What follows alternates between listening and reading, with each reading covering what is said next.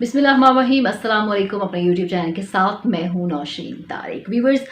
America ने जब से सऊदी अरब पर से हाथ उठाया है, यानी जब से उसने उसकी दिफाई ज़रूरियात को पूरा करने से इनकार किया है, असले की डील्स उसके साथ ख़त्म की हैं, तब से सऊदी अरब की जो फॉरेन पॉलिसी है उसमें बहुत बड़ा शिफ्ट आया है। यानी अब सऊदी अरब अपनी दिफाई ज़रूरियात के लिए अपने पुराने हरीफों के पर जो है कि रहम करम पर आ गया है। जी हाँ, ऐसी एक ख़बर जो मैं आपके साथ शेयर करने जा रही हूँ वो ये है कि सऊदी अरब ने अपने पुराने हरीफ तुर्की से जो है वो मदद मांग ली है और एक अहम दिफाई मुआहदा करने का जो है वो में इंटरेस्ट शो किया है। अब तुर्की के पास वो कौन सी टेक्नोलॉजी है जिसमें मशरिक़ वस्ती से लेकर जनूबी एशिया और एशिया के तमाम ममालिक ही बहुत इंटरेस्टेड हैं, उसको हासिल करने के लिए अपने इस व्लॉग में मैं आपको ये भी बताऊंगी और मैं ये भी आपके साथ डिस्कस करूंगी आप आगे चल के कि तुर्की ने सऊदी अरब को क्या जवाब दिया, वो कौन सी शराइत हैं जिस पर वो इसके साथ ये दिफाई मुआहदा करेगा। इस हवाले से सारी तफसील जो है मैं अपने इस व्लॉग में आपके साथ डिस्कस करूंगी। लेकिन इससे पहले अगर आपने अब तक मेरा यूट्यूब चैनल सब्सक्राइब नहीं किया तो प्लीज़ आप इसे सब्सक्राइब कर लें और बेल आइकन भी प्रेस कर दें ताकि आपको डेली नोटिफिकेशन मिलते रहें। यहाँ मैं सबसे पहले आपको बताऊंगी कि दोनों ममालिक का जो बैकग्राउंड है वो किसी से ढका छुपा नहीं है। सऊदी अरब और तुर्की की जो ताल्लुकात हैं वो उतार चढ़ाव का शिकार रहे हैं, ख़ासकर ऐसी सिचुएशन में जब तुर्की जो है वो रशिया की तरफ झुकाव रखता है और सऊदी अरब जो है वो इस हवाले से उसका जो एलाय था वो अमेरिका था और सारी दुनिया जानती है कि सऊदी अरब अपनी दिफाई और तमाम तर मामलात के लिए जो है वो अमेरिका पर रिलाई करता रहा है। दोनों की ताल्लुकात तो उतार चढ़ाव चलता ही रहा, लेकिन इनमें ख़राबी तब 2018 में हमने देखा ज़्यादा पैदा आई जब सऊदी सहाफ़ी को जो है वो इस्तांबुल में जो है वो सऊदी काउंसलर में जो है वो कत्ल किया गया। उसके बाद दोनों मुल्कों में जो है वो तनाव बढ़ गया और इस टर्की ने इसका सीधा ब्लेम जो है वो MBS यानी मोहम्मद बिन सलमान पर डाला और फिर इसके नतीजे में जो है वो इनफॉर्मल यानी विदाउट एनी सरकारी ऐलान के दोनों मुल्कों के दरमियान जो है वो तजारत ख़त्म हो गई, ना होने के बराबर है, ख़त्म आप कह सकते हैं कि हो गई। और ये इनफॉर्मल था, कोई सरकारी सतह पे इसका ऐलान नहीं किया, लेकिन दोनों ममालिक ने जो है वो एक दूसरे के तजारत से बाइकआउट कर दिया। अब जबकि अमेरिका में जब से इंतज़ामिया चेंज हुई है, ट्रंप जो कि बहुत अच्छे ताल्लुकात थे उनके MBS से, बाइडन वो सऊदी अरब के साथ कुछ अच्छे उसके लिए सेंटिमेंट्स नहीं रखते तुर्की के लिए, बाइडन आ गए हैं। अब बाइडन जो हैं वो उन्होंने आते ही सबसे पहले तो यमन में लगी हुई आग का ज़िम्मेदार सऊदी अरब को करार दे दिया है। उन्होंने हौसी बागों के ऊपर से जो है वो दहशतगर्दी का टाइटल भी हटा दिया है और साथ साथ उन्होंने वो तमाम असले की डील्स जो सऊदी अरब के साथ थी बिलियंस ऑफ डॉलर्स की वो कैंसिल कर दी और उनकी तकलीद की इटली ने भी और दूसरे यूरोपीय ममालिक ने भी। अब यहाँ पर सऊदी अरब को जो है अब देखना पड़ रहा है अपने उन ममालिक की जानिब जो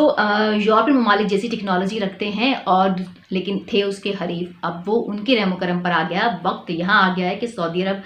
जो है वो उनसे अपनी दिफाई ज़रूरियात पूरी करने की तरफ देख रहा है। ऐसा ही हुआ है, कल रजब तैयब एर्दोगान ने जो है वो सऊदी दिलचस्पी का तस्दीक की है कि सऊदी अरब तुर्की से आर्म ड्रोन्स ख़रीदना चाहता है। जी हाँ, ये मुआहदा करना चाहता है वो तुर्की से। यहाँ मैं आपको आगे ये चलने से पहले बता दूं कि तुर्की के जो आर्म ड्रोन्स हैं उनमें मशरिक़ वस्ती से लेकर जो एशिया के तमाम ममालिक ही बड़ी दिलचस्पी रखते हैं। और इन आर्म ड्रोन्स की खासियत क्या है, किस वजह से अब सऊदी अरब भी इनमें इंटरेस्ट शो कर रहा है, वो अपने आप को कैसे दुनिया में मनवा चुके हैं और मैं आपको आगे चल के बताऊँगी। लेकिन यहाँ मैं ये भी बताऊँ आपको कि रजब तैयब एर्दोगान का जो है वो सऊदीया की इस दिलचस्पी में या इस ऑफ़र में उनका रद्द-ए-अमल क्या रहा। रजब तैयब एर्दोगान ने जहाँ पे इस मुआहदे को जो है वो एक अपॉर्चुनिटी समझ रहे हैं, उन्होंने कहा है कि दोनों ममालिक के दरमियान जो है ये एक आप कह सकते हैं कि ताल्लुकात को बेहतर बनाने की एक वजह भी है, एक मौका भी है। वहीं पे उन्होंने इस डील के साथ, इस मुआहदे के साथ अहम शर्त भी आयद कर दी है, जो कि अब सऊदी अगर तुर्की के करीब आना चाहता है दिफाई लिहाज से तो उसको उसकी इस शर्त को मानना पड़ेगा। और रजब तैयब एर्दोगान ने वो शर्त रखकर जो बॉल है वो सऊदी अरब की कोर्ट में डाल दी है। अब ये शर्त क्या है یہ بھی میں آپ کے سامنے رکھوں گی، لیکن یہاں میں آپ کو یہ بتاؤں گی کہ سب سے پہلے کہ یہ ڈرونز جن میں سعودی عرب سمیت کئی ممالک دلچسپی رکھتے ہیں، ان کی اہمیت کیا ہے، یہ اتنے اہم کیوں ہیں، اور کیا یہ اتنے اہم ہیں کہ سعودی عرب جو ہے وہ ترکی کی تمام شرائط کے اوپر ایگری کرتے ہوئے اسے یہ معاہدہ کر لے گا اسے ڈرون خریدنے کا۔ تو یہاں میں آپ کو بتاؤں گی ترکی کے جو ڈرونز ہیں کی جو یہ ٹیکنالوجی ہے وہ دنیا کے ٹاپ ممالک میں اس حوالے سے سگنیفیکنٹ اس کی جو ہے دنیا کے ٹاپ ممالک میں وہ شامل ہو چکا ہے۔ مشرق وسطیٰ اور میں اس نے ان کا استعمال کیا، شام اور سیریا اور لیبیا کی جنگ میں اس نے ان ڈرونز کا استعمال کیا، اور پھر ان ڈرونز نے دنیا کو حیرت میں ڈال دیا۔ جی ہاں، شام میں پہلی بار اس نے بڑی تعداد میں ڈرونز جو ہیں وہ ٹیکنالوجی کا استعمال کیا، اور عرب دنیا کو جو ہے وہ اس نے مخمصے کا شکار کر دیا، حیرت میں ڈال دیا۔ ان ڈرونز کو کہا جا رہا ہے کہ یہ جو تھے شام کی جنگ میں یہ گیم چینجر کا رول انہوں نے پلے کیا ہے۔ ان ڈرونز نے کیا کیا ہے یہ میں آپ کو بتاتی ہوں کہ ان ڈرونز کی سگنیفیکنس کیا ہے، ان کی اہمیت کیا ہے، کتنے یہ کیا صلاحیت ہے ان کی، اس پہ بات کروں گی میں آپ سے کہ یہ ان ڈرونز کی جو طاقت کو جو تسلیم کر رہے ہیں ملک، وہ اس وجہ سے کر رہے ہیں کہ شام میں چونکہ ہم جانتے ہیں کہ ترکی جو ہے وہ شامی حکومت کے خلاف جو اپوزیشن ہے ان کا اتحادی بنا ہوا ہے، اور سعودی عرب بھی بشار الاسد کی حکومت کے خلاف ہیں جس کو ایران سپورٹ کر رہا ہے۔ تو یہاں پہ شام میں جو ہے وہ ترکی اور سعودیہ کا جو مفاد ہے وہ قریب قریب ہے۔ بیسیکلی تو ان کی نہیں بنتی، لیکن ان کے تعلقات اچھے نہیں ہیں، لیکن اگر شام کو دیکھا جائے تو شام میں ان کا مفاد بہت قریب ہے۔ شام میں جب جو ہے وہ ان ڈرونز کا استعمال بڑے پیمانے پہ کیا گیا تو ان ڈرونز نے نہ صرف جو ہے وہ اپنے ٹارگٹ کو بہت اچھے سے ہدف بنایا، بلکہ وہ شام کے اندر ڈیپلی جا کے پینیٹریٹ ہوئے، اور انہوں نے جو ہے وہ کامیابی کے ساتھ اپنے ٹارگٹ بھی اچیو کیے، اور تمام جو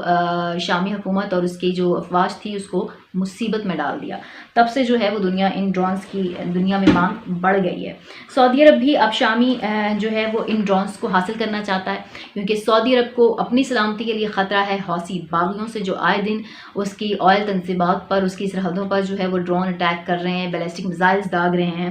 اور اب سعودی عرب یہ چاہتا ہے کہ وہ ترکی سے ان ڈرونز کے حوالے سے معاہدہ کرے۔ اس سے پہلے سعودی عرب جو ہے وہ اپنی جو دفاعی ضروریات ہے اس کے لیے امریکہ اور یورپی ممالک کے بلاک میں موجود تھا، ان پہ ریلائی کرتا تھا، لیکن جب سے اس کو وہاں سے لات پڑی ہے اب اس کی مجبوری بن گئی ہے کہ وہ ترکی کی جانب آئے اور ترکی سے مدد مانگے۔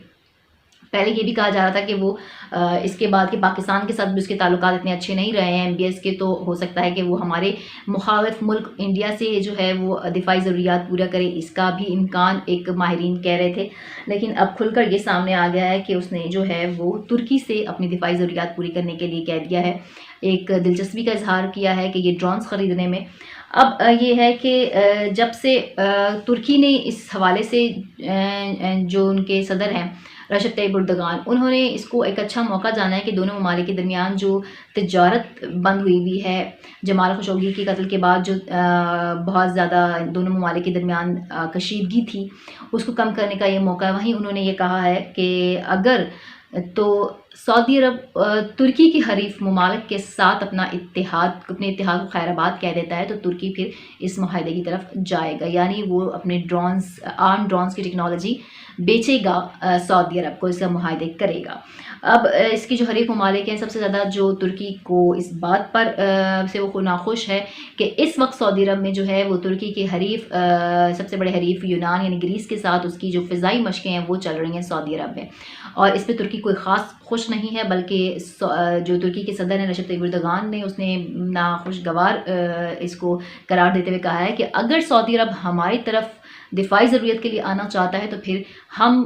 اس شرط کے تھرو کہ وہ ہمارے حریفوں کو خیر آباد کہے، یہ بول جو ہے وہ سعودی عرب کی کورٹ میں ڈالتے ہیں، اور اگر سعودی عرب کو ہماری طرف آنا ہے تو پھر اس کو ہمارے حریفوں کو خیر آباد کہنا پڑے گا،